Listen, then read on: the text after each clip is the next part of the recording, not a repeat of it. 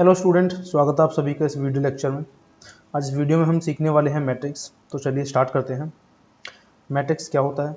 देखिए, matrix is an ordered rectangular array of number और functions. एक रेक्टेंगुलर अरेंजमेंट होगा इस टाइप का, जैसे ए कोई मैट्रिक्स है, इस टाइप से हमारा रेक्टेंगुलर अरेंजमेंट होता है।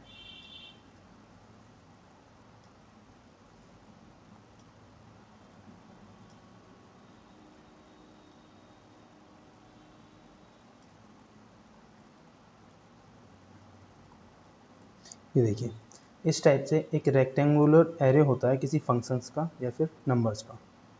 ठीक है, जिसमें हमारे पास क्या क्या होते हैं। इधर साइड जो हॉरिजॉन्टल लाइंस होती हैं, हॉरिजॉन्टल लाइंस, इनको हम कहते हैं रो। ठीक है, और ये जो वर्टिकल लाइन होती है इस टाइप से, इनको बोलते हैं,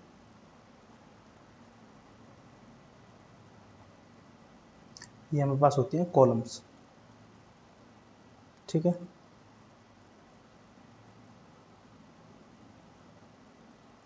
ठीक है, ये इस टाइप से जो लाइन है ये हमारे पास रो है, और इस टाइप से जो वर्टिकल लाइन है इन्हें हम कॉलम कहते हैं। तो इस तरीके से रो और कॉलम इन दोनों से मिलकर मैट्रिक्स का एक ऑर्डर जनरेट होता है, ऑर्डर तैयार होता है। वो क्या होता है? m इंटू एन, जहाँ पर m का मतलब होता है नंबर ऑफ रोज और n का मतलब होता है नंबर ऑफ कॉलम्स। ठीक है, तो इस तरीके से किसी भी मैट्रिक्स का हम अगर ऑर्डर बताना चाहते हैं तो कैसे बताएंगे? m into n. आप इस मैट्रिक्स में चेक करोगे यहाँ पर कितनी रोज हैं और कितने कॉलम हैं, तो देखते हैं 1 2 3, ये 3 यहाँ पर कॉलम्स हो गए, 1 2 एंड 3, 3 ही रो है। तो हम यहाँ अगर इसका ऑर्डर बताना चाहें तो हम क्या बोलेंगे कि जो ऊपर मैट्रिक्स दिया हुआ है ये 3 by 3 का एक मैट्रिक्स है।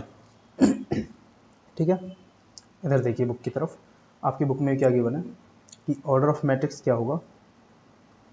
ये नंबर ऑफ रोज और ये रो और कॉलम मैंने बता दिया आपको कि इस टाइप से हॉरिजॉन्टल लाइंस होती हैं, इनको रो बोलते हैं, और वर्टिकल लाइंस जो हमारे पास होती हैं उन्हें कॉलम बोलते हैं।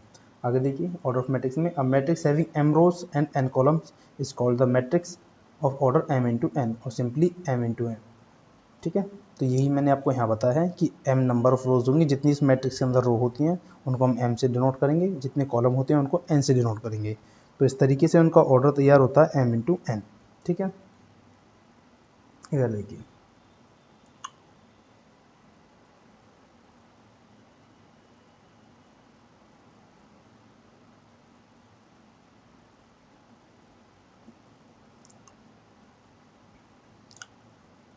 देखिए एक जनरल मैट्रिक्स आपको बना के दिखा देता हूँ।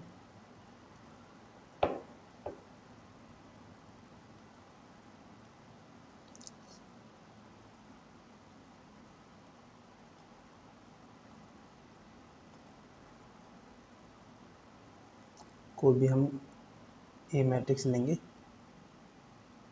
तो यहाँ पर A11, इसका मतलब क्या है कि ये जो एलिमेंट ए है ये फर्स्ट रो और फर्स्ट कॉलम में एग्जिस्ट करता है। A12 का मतलब क्या है कि ये जो एलिमेंट है ये फर्स्ट रो और सेकंड कॉलम में एग्जिस्ट करता है। इसी तरीके से हम क्या करते जाएंगे, A13, इस टाइप से हम n नंबर ऑफ कॉलम्स ले लेंगे।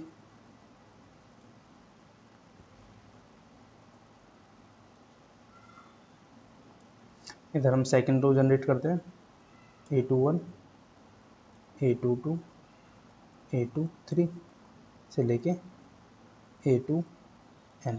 इसी टाइप से हमारे पास नंबर ऑफ रोज भी कितने हो जाएंगे, ये mth रो हो गई, AM2, AM3, इस टाइप से AM into n, mn, only mn। ठीक है, तो ये जनरल मैट्रिक्स होगा जिसमें ये जो नंबर्स हैं ये हमको क्या डिनोट करते हैं कि कोई भी जो ये फंक्शन है या फिर नंबर है, बेसिकली इनको हम एलिमेंट्स बोलते हैं। डाटा मैट्रिक्स के अंदर जो भी हम डाटा रखते हैं उसको एलिमेंट या फिर एंट्रीज बोलते हैं। तो ये एंट्री की जो पोजीशन उसको शो करती हैं कि ये कौन सी रो पर है, कौन से कॉलम पर है। इसको इस टाइप से लिखते हैं। अगर ए कोई एलिमेंट है किसी मैट्रिक्स का, तो उसके अंदर ए आई जे इस टाइप के एलिमेंट होंगे, और यहाँ हम उसका ऑर्डर नोट कर देंगे कि हम कितना हमें ऑर्डर का मैट्रिक्स चाहिए। ठीक है, इसी टाइप से कुछ एग्जांपल्स हैं। देखिए, if a matrix has 8 element then what are the possible order it can have. ये क्वेश्चन देखिए एग्जांपल, हमको नंबर ऑफ एलिमेंट कितने चाहिए, नंबर ऑफ एलिमेंट्स, वो हमारे पास कितने हैं 8। और नंबर ऑफ एलिमेंट हम निकालते कैसे हैं, number of rose into number of column, इनकी मल्टीप्लाई करके हमारे पास जो भी रिजल्ट आता है वही होता है नंबर ऑफ एलिमेंट्स। तो हम 8, अगर किसी मैट्रिक्स में हमारे को 8 एलिमेंट्स चाहिए तो हम उसको कितने पॉसिबल्स वेज में उस मैट्रिक्स को बना सकते हैं। तो देखिए 8 किस टाइप से आ सकता है, अगर हमको 8 लेके आना तो 8 या तो 1 इंटू 8 कर सकते हैं हम, या फिर हम 2 इंटू 4 कर सकते हैं, या फिर इसका अपोजिट हम 4 इंटू 2 कर सकते हैं, और 8 इंटू 1 कर सकते हैं। तो ये हमारे पास क्या है, 1 1 2 3 और 4, 4 पॉसिबल वेज आ गई, पॉसिबल वेज टू कंस्ट्रक्ट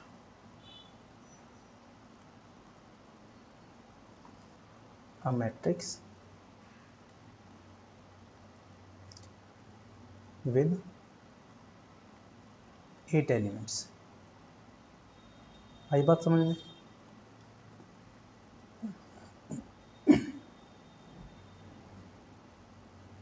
ये आपको यहाँ सब जो है बता रखा है कि 1 इंटू 8, 8 इंटू 1, 4 इंटू 2 और 2 इंटू 1, इस टाइप से हम इसको इतने नंबर ऑफ वेज में 4 नंबर ऑफ वेज हम इसको एक मैट्रिक्स बना सकते हैं। अच्छा, नेक्स्ट एग्जांपल देखिए, construct a 3/2 matrix whose elements are given by this. ठीक है, हमको 3/2 का मैट्रिक्स बनाना, तो सबसे पहले हम क्या करते हैं, इधर देखिए, अगर हमारे पास मैट्रिक्स बनाना है हमको कितने का, 3/2 का, जिसके अंदर 3 रो होनी चाहिए और 2 कॉलम होना चाहिए, तो क्या उसके एलिमेंट क्या कहेंगे, A11, A12, A21, A22, इधर A23, इधर A32। ये हमारे पास एक मैट्रिक्स बन के तैयार होगा। अब इसके जो एलिमेंट्स हैं इनकी वैल्यू हमको फाइंड करनी है, उसके लिए हमको ये स्टेटमेंट दे रखी है कि इसके जो एलिमेंट है इस टाइप से है। तो ज़रा देखिए, एलिमेंट AI जे जो हमको गिवन है ये 1/2 I माइनस 3J इस टाइप से गिवन है। अगर यहाँ पर हम वैल्यू पुट करते हैं इनकी, कि हमको अगर फर्स्ट एलिमेंट चाहिए ये वाला, तो आप देखोगे I और J दोनों की वैल्यू 1 है, तो यहाँ पर हम 1 पुट कर देते हैं, हमारे पास क्या रिजल्ट आएगा, I की जगह 1 माइनस 3 इंटू J की जगह भी 1, ये हमारे पास मॉड में है वैल्यू, तो इसमें से मॉड में जो वैल्यू आ रही है माइनस की 2 आएगी, लेकिन मॉड के बाद आप जानते हो वैल्यू पॉजिटिव लेते हैं, तो वैल्यू क्या आ जाएगी 1। ऐसे ही हम सेकेंड एलिमेंट फाइंड करते हैं A12, उसमें वैल्यू पुट कर दीजिए, first row minus 3 into 2 that is 1/2, 1 minus 6 that is 5/2। ठीक है, ऐसे ही हम बाकी के सारे एलिमेंट जो हैं A21 ये सब फाइंड कर लेंगे। आप यहाँ से दे सकते हो, ये जो एलिमेंट्स हैं हमने यहाँ वैल्यूज पुट किए, 2 इंटू 3 माइनस 1, यहाँ पर 2 माइनस 3 1/2 वैल्यू आ गई है, इस टाइप से इसमें 2, इसकी वैल्यू 0, इसकी वैल्यू ये, तो सारी वैल्यू जो आने के बाद हम क्या करेंगे, जो ये वाला मैट्रिक्स हमने बना है इसके अंदर सारी वैल्यू पुट कर देंगे। तो यहाँ से हमने क्या किया, A11 की वैल्यू जो आई है ये 1 आई है, तो ये 1 पुट कर दिया हमने। A12 की वैल्यू कितनी है 5/2, तो यहाँ पर हमने 5/2 पुट किया है। A21 की वैल्यू ये रही 1/2, इधर हमने 1/2 पुट कर दिया। इधर A22 की वैल्यू क्या है 2, तो यहाँ पर हमने 2 पुट कर दिया। इधर वैल्यू है A31 की 0, तो यहाँ 0 पुट कर दिया। इधर A23 की वैल्यू है 3/2, तो हमने यहाँ पर 3/2 पुट कर दिया। और इस तरीके से हमारा जो ये मैट्रिक्स है बनकर तैयार हो गया। ठीक है, आगे बढ़ते हैं। अब आप अच्छा, अब देखिए, अब हम पढ़ने वाले हैं टाइप्स ऑफ मैट्रिक्स। मैट्रिक्स कितने टाइप के होते हैं इसके बारे में थोड़ा डिस्कस करते हैं। तो देखिए, पहला जो मैट्रिक्स है कॉलम मैट्रिक्स है। कॉलम मैट्रिक्स क्या होता है? A matrix is said to be column matrix if it has only one column. मतलब कोई भी मैट्रिक्स है जिसके अंदर कॉलम सिर्फ एक होना चाहिए, उसमें नंबर ऑफ रो आप चाहे कितनी भी लिख सकते हो, लेकिन जो कॉलम होना चाहिए वो सिर्फ एक होना चाहिए। आप देखोगे ये सिर्फ एक C1 कॉलम है, इधर रो कितनी है? R1, R2, R3 और R4, इसमें 4 रो हैं, लेकिन कॉलम कितना है? सिर्फ एक है। तो इसका ऑर्डर भी क्या हुआ? 4/1। इसका मतलब हम इसके शॉर्ट में लिख सकते हैं कि कॉलम मैट्रिक्स क्या होता है जिसमें n=1 होता है। आई बात समझ में? ठीक है। उसके बाद तो है रो मैट्रिक्स। रो मैट्रिक्स में देखिए, a matrix is said to be row matrix if it has only one row. इससे पहले हमने जो कॉलम मैट्रिक्स पढ़ा था उसमें हमने देखा था ओनली वन कॉलम, इसमें उसका अपोजिट कर देंगे ओनली वन रो। इसमें कॉलम कितने भी हो सकते हैं लेकिन उसमें रो सिर्फ एक होनी चाहिए। जैसे इसमें आप देखोगे इसमें सिर्फ एक रो है लेकिन कॉलम 1 2 3 4 4 कॉलम है, तो इसका ऑर्डर क्या हुआ? 1 रो इंटू 4 कॉलम, ये इसका ऑर्डर जनरेट हुआ।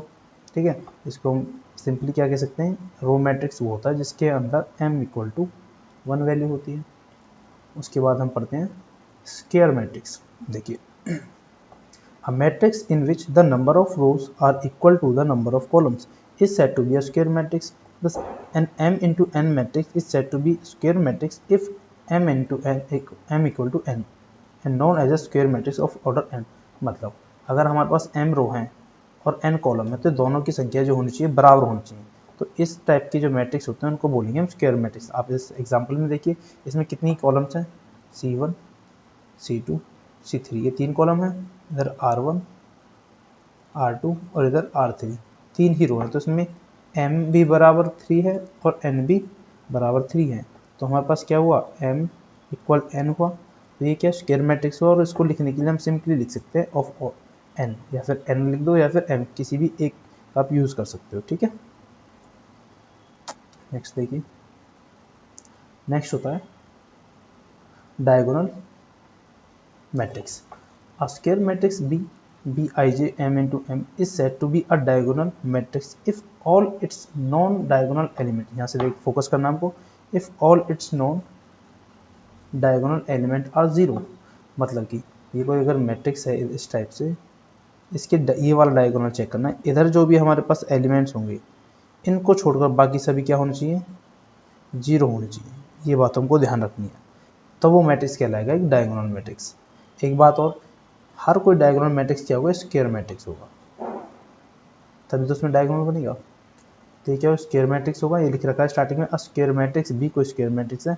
उसके डायगोनल मैट्रिक्स कब कहलाएगा? जब उसके नॉन डायगोनल एलिमेंट इनको छोड़ के बाकी सब ये वाला ये सब जीरो है, तो नॉन डायगोनल एलिमेंट क्या होनी चाहिए? जीरो होनी चाहिए, तब जाकर वो कहलाएगा हमारा डायगोनल मैट्रिक्स। ठीक है, नेक्स्ट देखिए scalar matrix. A diagonal matrix is said to be a scalar matrix. अब इसमें चेक करना है डायगोनल मैट्रिक्स, स्केलर के लिए क्या होना चाहिए? डायगोनल होना चाहिए, और डायगोनल के लिए क्या होना चाहिए? स्क्वायर होना चाहिए। तो हम क्या कह सकते हैं? स्केलर मैट्रिक्स में क्या होता है? एक डायगोनल मैट्रिक्स होता है। A diagonal matrix is said to be a scalar matrix if its diagonal elements are equal. समझे बात? इससे पहले हमने क्या पढ़ा था? डायगोनल एलिमेंट के अलावा जो भी एलिमेंट है वो सब जीरो होने चाहिए, लेकिन इसमें बाकी के नॉन जो डायगोनल एलिमेंट है वो जीरो तो होने चाहिए, लेकिन एक कंडीशन और है। इसके अंदर कंडीशन ये है कि जो डायगोनल एलिमेंट्स हैं ये वाले, ये आप चेक करोगे ये सब डायगोनल एलिमेंट्स हैं, ये सब हमारे पास √3 है, यानी कि सब सेम है। तो इस टाइप का जो मैट्रिक्स होगा वो कहलाएगा हमारा स्केलर मैट्रिक्स। ठीक है, आई बात समझ में? नेक्स्ट पे मूव करते हैं, हम देखते हैं आइडेंटिटी मैट्रिक्स। अब देखिए, a square matrix in which elements in the diagonal are all 1 and rest are all 0। अब बात होगी यहाँ पर जो ये 3 3 है इसकी जगह आप 1 1 कर दोगे, बाकी सबको 0 रहने दोगे, जैसे कि इसमें कर रखा है। देखिए ये डायगोनल एलिमेंट्स है, ये सब ये 1 है, बाकी सब 0 है। इधर भी ये चेक करिए, ये जो डायगोनल एलिमेंट्स हैं ये सब 1 है, बाकी सब 0 है। तो इस टाइप का जो मैट्रिक्स होगा वो हमारा आइडेंटिटी मैट्रिक्स होगा। इस आइडेंटिटी मैट्रिक्स को लिखने के लिए हम क्या करते हैं? आई सिंबल का यूज़ करते हैं। ठीक है, अच्छा नेक्स्ट जो लास्ट मैट्रिक्स है वो होता है जीरो मैट्रिक्स। जीरो से आप देखते ही समझ जाओगे, बहुत ही आसान चीज़ है कि उसके सारे एलिमेंट्स जीरो होने चाहिए। अब matrix is said to be matrix, zero matrix कह लो या फिर नल मैट्रिक्स कह लो, if all its element are zero. आप यहाँ देखो ये भी जीरो, ये भी जीरो, ये सब जीरो जीरो एलिमेंट है, तो उसको क्या बोलेंगे? Zero matrix. और इसको डिनोट करेंगे इस टाइप से, कैपिटल O। ठीक है। अच्छा, नेक्स्ट हम पढ़ते हैं इक्वलिटी ऑफ मैट्रिक्स।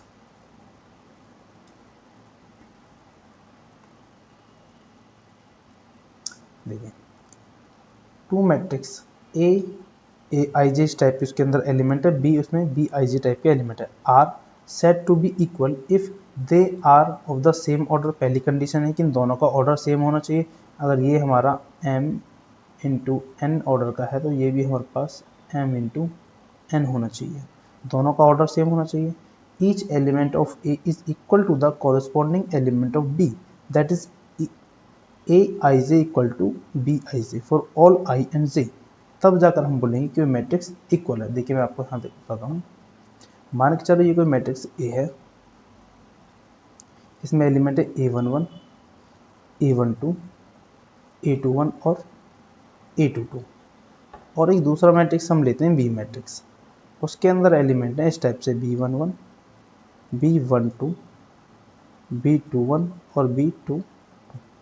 ये एक दूसरा मैट्रिक्स है। सबसे पहले हमें चेक क्या करना है, फर्स्ट जो हमारा पॉइंट है वो ऑर्डर चेक करना है, क्या उन दोनों मैट्रिक्स का ऑर्डर सेम है। तो आप चेक करोगे, इधर हमारा ऑर्डर 2/2 का है और इधर भी हमारा ऑर्डर 2/2 का है, यानी कि दोनों ही जो ऑर्डर 2 के मैट्रिक्स हैं। ठीक है, तो पहली कंडीशन हमारी फुलफिल होती है कि दोनों मैट्रिक्स का ऑर्डर सेम है। सेकंड हमारी कंडीशन क्या है कि उसके जो एलिमेंट्स, ईच एलिमेंट्स हैं वो सेम होने चाहिए। इसका मतलब है ये जो एलिमेंट है ना, ये वाला, ये A11 B11 के इक्वल होना चाहिए, ये A11 इक्वल टू B11 के इक्वल,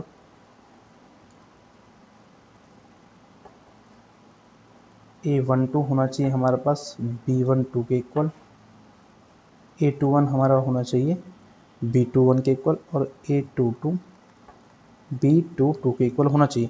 तो इन सब से हम क्या लिख सकते हैं कि AIJ जो इक्वल होगा BIJ के इक्वल होगा, जहाँ पर I और J इनमें से कोई वैल्यू ले सकते हैं रियल नंबर की।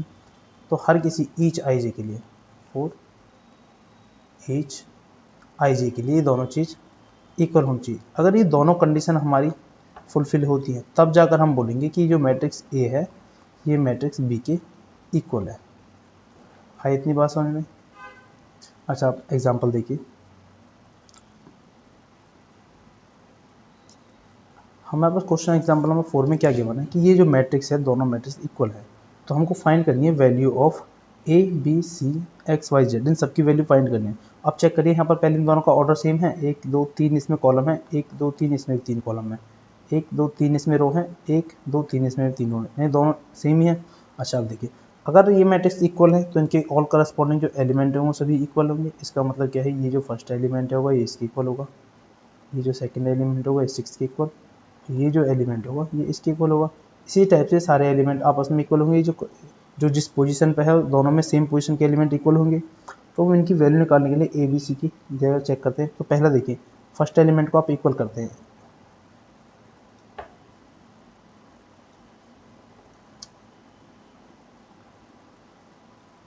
इसमें आप A11 एलिमेंट को B11 के इक्वल करते हैं। तो इधर क्या है, x+3 है और इधर वैल्यू है 0। आप यहाँ से x की वैल्यू निकालोगे, इसको इधर ले जाओगे तो -3, यानी कि x की वैल्यू क्या आई, -3। ठीक है, ये रही। उसके बाद आप इस वाले एलिमेंट चेक करिए, आप A12 को इक्वेट करिए B12 के। तो आप देखोगे यहाँ पर क्या है, z+4, तो यहाँ लिखोगे आप z+4 इक्वल करोगे किसके, 6 के इक्वल। तो 6 के इक्वल किया, यहाँ से आप z की वैल्यू निकालोगे, 6 - 4 इक्वल टू 2। तो z की वैल्यू कितनी आई, 2 वैल्यू आ गई। नेक्स्ट चेक करिए y के लिए।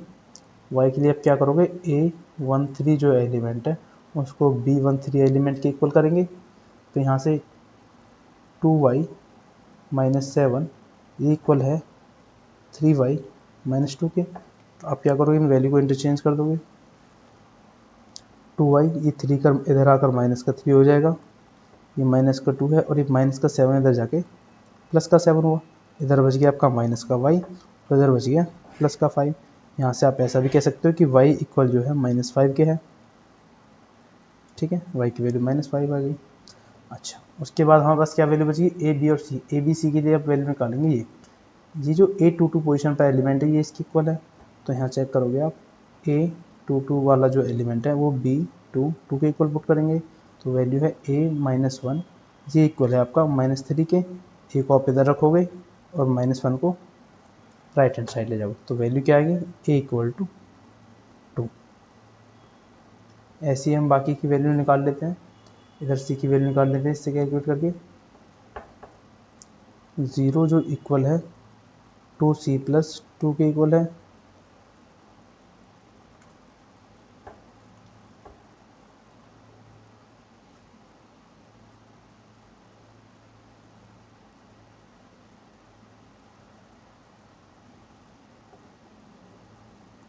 देखिए ये जो 0 है ये इक्वल है 2C + 2 के, तो इस 2 को इधर ले आते हैं, 2C = -2, इससे काट देंगे इसको, तो C = -1, C की वैल्यू भी आ गई। अब वैल्यू रहेगी सिर्फ B की, तो B की वैल्यू निकालने के क्या करेंगे, इस एलिमेंट को इसके इक्वल पुट कर देंगे। यहाँ देखिए B - 3 = 2B + 4, देखिए इस B को इधर ले आते हैं और इस 3 को इधर ले जाते हैं, B - 2B = 4 + 3, क्योंकि माइनस का इधर प्लस हो गया, यहाँ वैल्यू बच गई -KB = 7, यानी कि B की जो वैल्यू आ गई -7। देखो मैच कर लेते हैं अपने आंसर को, A की वैल्यू आ रही है हमारे पास -2, हाँ सॉरी ये A की वैल्यू -2 है, ये माइनस की वैल्यू है, ठीक है। उसके बाद B की वैल्यू आ रही है -7, ठीक है। C की वैल्यू आ रही है आपको -1, X की वैल्यू है -3 और Y की वैल्यू है -5 और Z की वैल्यू है 2। तो इस तरीके से अगर किसी मैट्रिक्स को इक्वल करना हो तो इस टाइप के क्वेश्चन आपसे पूछे जाएंगे, दो मैट्रिक्स को इक्वल बोल देंगे और उनमें से कोई भी एलिमेंट आपको पूछेंगे, ठीक है। Next type